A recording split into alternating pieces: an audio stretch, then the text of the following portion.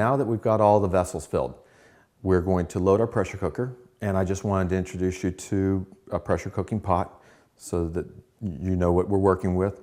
This is a 16-quart Presto pressure cooker. These are the canner sized. You want it to have 2 handles on it. We're stacking all of these vessels plus a few extra things, and so we want to make sure that you have the room for it. This is 16 quart, $60 at Walmart.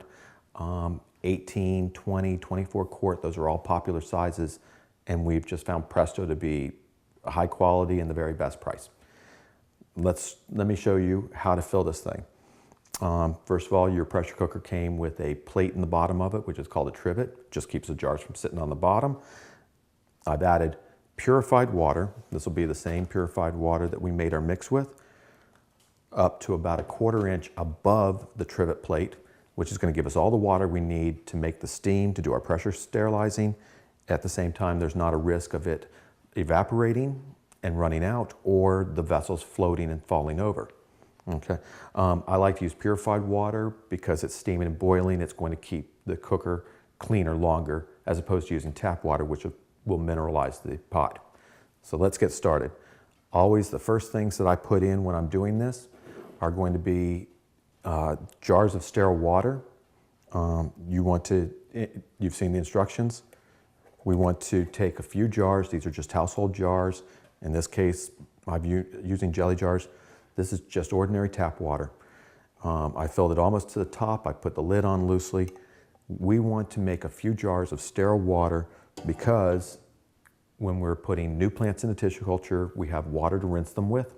Or if you're moving plants from vessel to vessel and there's something you want to wash off, you have water to wash it with.